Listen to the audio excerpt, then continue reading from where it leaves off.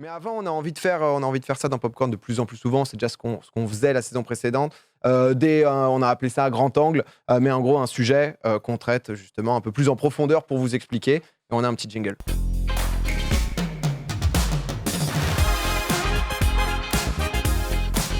On s'est dit justement que un sujet que j'aurais adoré, qui est tombé durant l'été, que j'aurais adoré traiter dans Popcorn, c'était l'énorme guerre entre Epic et Apple, ce qui s'est passé du coup durant l'été. Je vais juste revenir dessus. On va recontextualiser les faits rapidement pour que tout le monde soit au même niveau. Ça a eu lieu donc du coup mi-juillet. Énorme procédure donc du coup entre les deux géants économiques, Apple et Epic Games. La base du problème, du coup, clairement, c'est une histoire d'argent. Vous savez combien ça rapporte justement les microtransactions de Fortnite sur mobile? Il y avait le chiffre. Fortnite, il y avait le chiffre qui était sorti. Pas 450 millions. Toutes plateformes confondues. Ouais. Mobile. Non, ouais. Enfin, oui, mais je veux dire, Apple et Epic, c'était 1 milliard et ce chiffre, c'était justement au 15 mai. 15 mai 2020. 1 milliard par quoi? Par an? 1 milliard de dollars, c'était sur l'année. En gros, ça avait ramené un petit peu plus. Donc, du coup, forcément, énorme bataille financière, puisqu'il y a de l'argent au milieu. Ce qui se passe, c'est très simple, vous le savez peut-être. Apple prend donc une commission sur tous les achats in-app.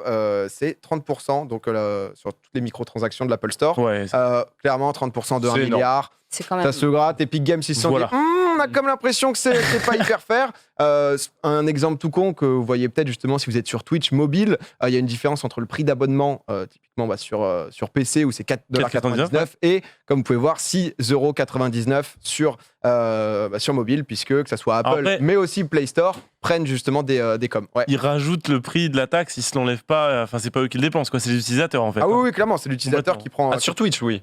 Mais sur les trucs aussi. Oui, pareil. C'était exactement... En fait, les V-Bucks, ils coûtent 6,99€ sur Internet et sur PC, et dès que tu payes sur le live, c'est 9€ et quelques. D'accord, ok. Alors, aveu total, moi je croyais que c'était juste des fois qu'il y avait des soldes.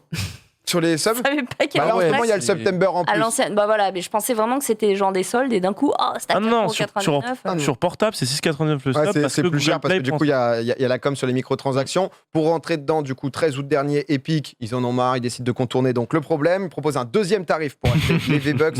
En passant directement donc par leur store. Le but, c'est d'éviter de payer donc la com des 30%. Réduction de $2 pour les utilisateurs. On a justement l'image avec les deux options. Ils sont vraiment rentrés en full trolling. Abusé, là. Soit tu payais par Apple à 9,99, soit tu prenais sur Epic 7$. Je sais pas quoi faire, J'hésite. Forcément, Apple, ils rigolent pas. Grosse réaction derrière. Fortnite disparaît quelques heures plus tard de l'Apple Store.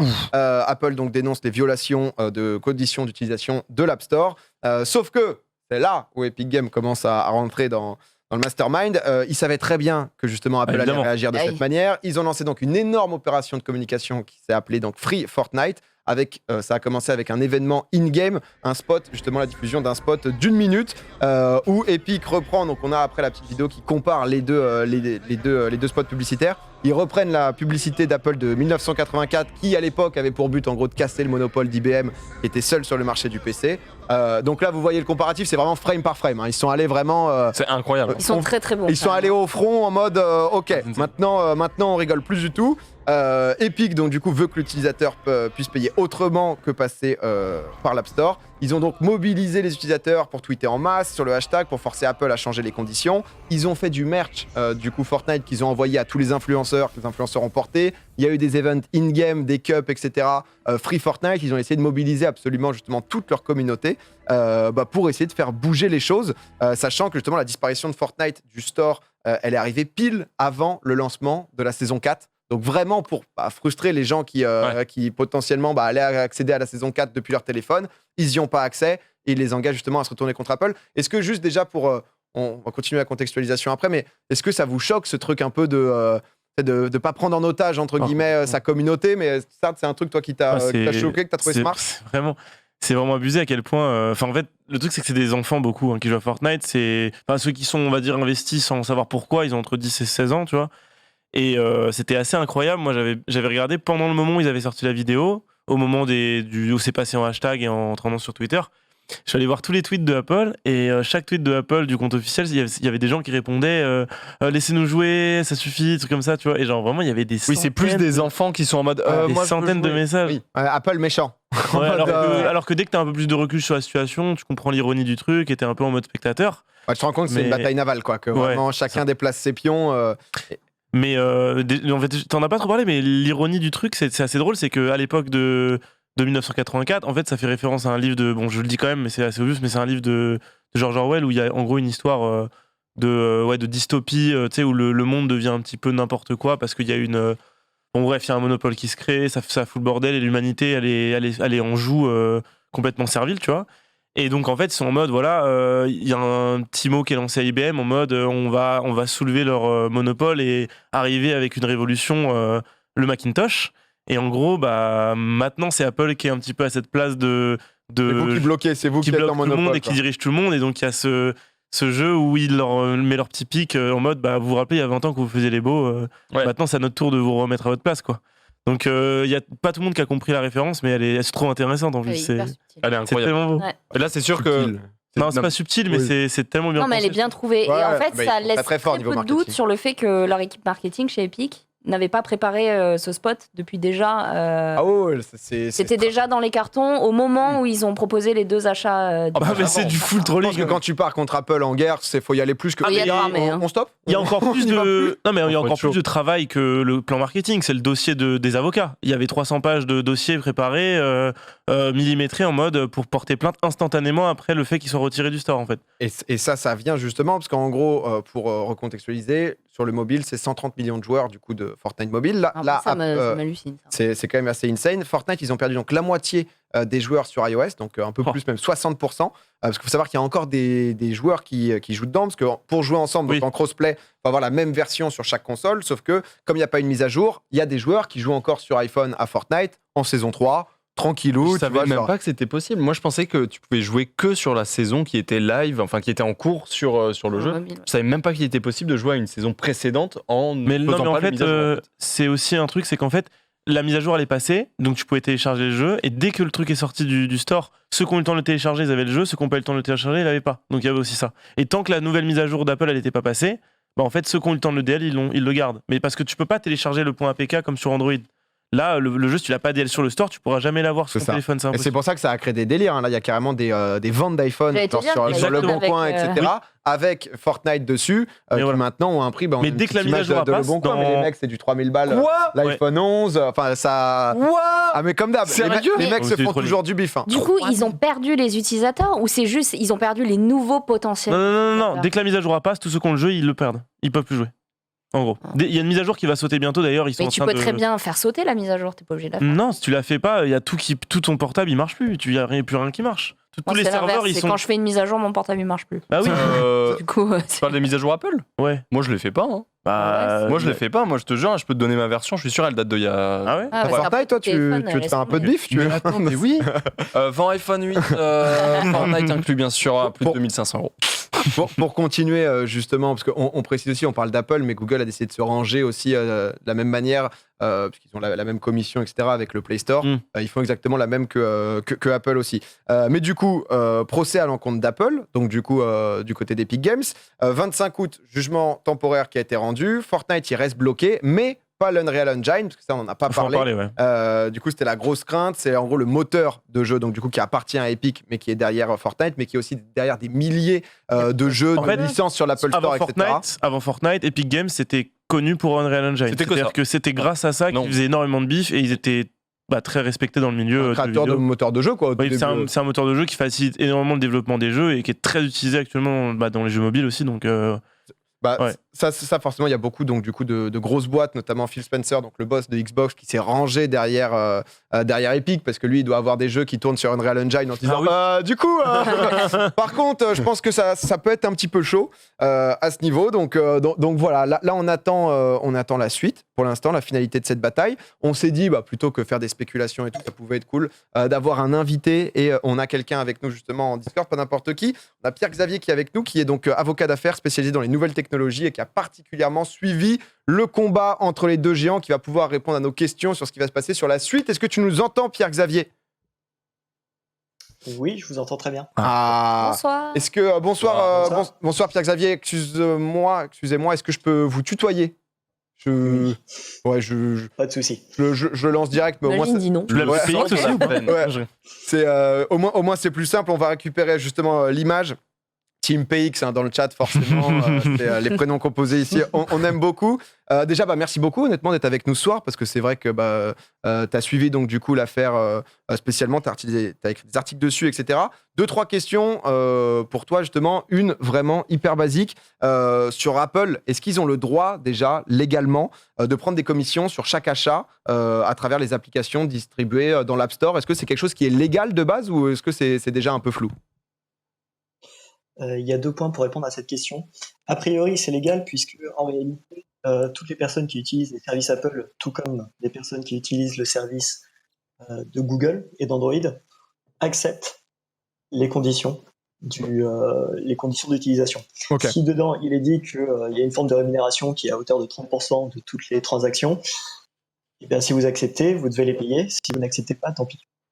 La particularité de ce débat aujourd'hui, c'est que plusieurs personnes, Epic Games en tête, remettent en question en fait la légitimité de ces plateformes, puisque en réalité, Apple et Google aujourd'hui ont une forme de monopole. Ouais. En tout cas, c'est ce qui est décrié. Ont une forme de monopole sur ces plateformes qui sont en réalité les plateformes des téléphones mobiles. Ok. Ouais, du coup, forcément, tu es un peu obligé. C'est un peu ce qui est reproché. Il y avait Spotify qui s'était mis aussi du côté d'Epic Games. On va en reparler parce que c'est un cas un peu à part. Mais du côté, juste, on n'a pas le choix. Vous êtes dans le monopole et c'est juste plus possible. T'en parlais juste avant, on en parlait. Apple, c'est pas les seuls à faire ça. Il y a Google aussi qui a retiré Fortnite, donc du coup, du Play Store, eux, de leur côté. Est-ce que Google a une politique un peu différente? Est-ce que c'est des meilleurs élèves que Apple ou c'est concrètement la même chose et les mêmes pratiques? C'est à peu près la même chose. La différence historique était dans le montant de ces commissions. Apple étant historiquement sensiblement plus cher que Google, mais aujourd'hui c'est à peu près la même chose, c'est 30%. La petite différence, s'il y en a une, c'est que Google a déjà été condamné, notamment en Europe, pour avoir justement une sorte de monopole, ou en tout cas des pratiques dites anticoncurrentielles sur sa plateforme. Alors qu'Apple, ils n'ont jamais été condamnés, rien du tout. Pour l'instant, Il y a des procédures en cours. Ok, d'accord. Ouais, donc c'est pas mal de gens qui se révoltent un peu. On le disait, donc du coup, fin août, il y a eu un jugement temporaire qui a été donné. Là, il y a une nouvelle audience qui va avoir lieu le 28 septembre. C'est quoi la prochaine étape? Jusqu'où ça peut aller? Parce que c'est vrai qu'on en a entendu parler en juillet. J'imagine que c'est des trucs qui vont peut-être durer plusieurs années. C'est quoi là les prochaines étapes? En fait, en août, il y a eu une décision très rapide d'un juge californien qui a séparé 2 points. D'un côté, l'interdiction validée de laisser Fortnite sur l'Apple Store, mais l'interdiction de bloquer Epic Games pour l'accès au moteur Unreal Engine, qui était justement un très grand avantage pour lui, puisque ça regroupait en réalité énormément d'éditeurs de jeux vidéo qui utilisaient ce moteur-là. En fait, pour revenir sur ça rapidement, parce que en tant que développeur, en fait, chez Fortnite, chez Epic Games, ils ont des développeurs qui ont besoin des kits de développement d'Apple, parce qu'il y a un lien entre l'Apple Store et les téléphones Apple et leur moteur. Et en fait, si Apple arrête de leur envoyer les outils de développement, ils peuvent plus faire avancer du tout leur truc, et tous les jeux deviennent outdated ne peuvent plus fonctionner sur les téléphones. Donc en fait, si Apple décide d'arrêter d'envoyer les kits de développement, c'est terminé. Et c'est ce qu'ils voulaient faire. Donc du coup, ça a été complètement cancel, et heureusement. Voilà. Juste. Et au départ, on pourrait croire que Epic Games avait 2 avantages. 1, il avait toute sa communauté de joueurs Fortnite, et 2, il avait toute sa communauté de joueurs et développeurs de jeux vidéo qui utilisaient Unreal Engine. Ok, donc du coup, ils ont décidé de séparer justement pour que ça va être 2 procès différents, ou alors juste Unreal Engine, ils mettent... ils n'ont pas le droit de bloquer l'accès d'Epic Games aux outils de développement Apple pour tout ce qui touche à Unreal Engine. Donc on va se concentrer et là, en effet, Pardon, je disais juste, du coup, ça va être plus concentré justement sur juste Apple contre Epic Games côté Fortnite, quoi. Exactement. Et il me semble que cette semaine, ils viennent de déposer une nouvelle demande devant un juge spécifiquement pour forcer Apple à réintégrer Fortnite. Ok. Ok, parce que c'est vrai qu'il y a des rebondissements un peu dans tous les coins. Il y a beaucoup de gens qui n'avaient pas spécialement compris. C'est pour ça qu'on s'est dit que ça pouvait être cool de poser Moi, un peu. j'étais perdu. Ouais, bah Donc, c'est j'étais perdu pas facile. et Hein. avoir quelques. Ouais, bah non, c'est pas facile du tout, surtout que j'étais en vacances à ce moment-là, donc j'ai suivi d'ultra loin. Mais avoir des éléments de réponse comme ça, c'est assez intéressant. Du coup, je me pose une question un peu. Enfin, pas idiote, mais une question un peu N'hésite pas, basique. pense. Dans l'idée, en gros, n'importe qui voudrait faire une application avec des microtransactions qui sortirait par exemple sur l'App Store, cette application, toutes les microtransactions seront 30% plus chères pour les donner à Apple. Et si jamais tu n'es pas d'accord avec ça, tu peux pas l'ouvrir sur l'App Store. C'est pas possible. C'est ça en gros? Exactement, mais c'est ça depuis le début de la création de l'Apple Store, exactement comme pour Android. C'est l'idée pour pouvoir avoir accès au marché des utilisateurs des téléphones, des smartphones qui fonctionnent soit sous Android, soit sous Apple, et ben il faut payer une taxe qui est de 30%. Et Ok. évidemment, indirectement, c'est répercuté sur les utilisateurs. Ah, ils Bien mettent sûr. justement en mode si tu veux avoir accès à tout notre catalogue de joueurs, de gens qui ont le téléphone, bah frérot, il va falloir lâcher un petit billet. Marie, t'avais une question? Ouais. Moi, j'ai une question. Aujourd'hui, on connaît vraiment voilà, le système d'exploitation Android, on connaît celui d'Apple. Si demain, un nouveau fabricant sort son propre système d'exploitation qui, dans ses conditions d'utilisation, n'assujettit pas à la fois les développeurs et les consommateurs à cette taxe de 30%, donc si du coup, il ne s'aligne pas sur cette réalité du marché, est-ce qu'on peut parler de concurrence déloyale? Est-ce que ça pourrait créer encore un schisme à ce niveau-là? Et deuxième question, il y a des fabricants de mobiles comme Samsung qui ont fait toute leur campagne marketing autour du fait que Fortnite arrivait sur mobile, etc. Oui. Il y avait eu tout un tas d'OP. Eux, ils sont lésés aujourd'hui puisque c'était un peu les arguments forts de leur mobile, le fait de pouvoir jouer et faire tourner des jeux de manière très performante sur leurs appareils. Est-ce que eux aussi, ils peuvent se greffer en civil et dire, bah nous, on est floués et on demande réparation? Alors, techniquement, il existe déjà des alternatives à Apple et Android. Microsoft, par exemple, avait développé son propre système d'exploitation pour des plateformes mobiles. Donc, rien n'empêche des personnes d'aller sur un autre système d'exploitation mobile. La difficulté, c'est qu'aujourd'hui, Apple et Google détiennent la quasi-totalité Du des catalogue. utilisateurs du catalogue. Mais si demain tout le monde décide d'aller vers un tiers parce qu'en réalité il est moins cher, indirectement vous récupérez cette forme de place de marché autour des smartphones et des tablettes et ça devient juste de la concurrence un peu plus loyale. D'accord, ça me faisait penser à Free à l'époque, quand ils avaient débarqué dans Oui, exactement. dans le marché du... Parce que c'est vrai que pour Samsung, c'est ce que disaient les gens aussi, mais comme c'est Android, il y a justement le Play Store, mais il y a aussi le propre store de Samsung qui, je crois, te permet d'avoir justement Ouais. Fortnite sur mobile. Ah, Totalement. Petite dernière question justement, Pierre-Xavier, pour tout ça, est-ce que selon toi la décision de justice qui va arriver, elle pourrait faire changer le modèle économique justement des stores? Est-ce que vraiment ça pourrait être le cas qui va faire que ça va tout bouleverser et potentiellement mettre fin sur la commission des microtransactions? C'est quoi Il les y a probas? plusieurs choses. Voilà, il y a plusieurs choses à prendre en compte. En réalité, déjà, à travers ça, on se pose pas mal de questions sur quel est le véritable objectif de Fortnite ou d'Epic Games. Dans tous les cas, ça a été un énorme coup de com', Ça, on est encore. justement pour prendre la défense des utilisateurs qui n'ont pas forcément d'argent, notamment sur un jeu comme Fortnite qui touche énormément de mineurs.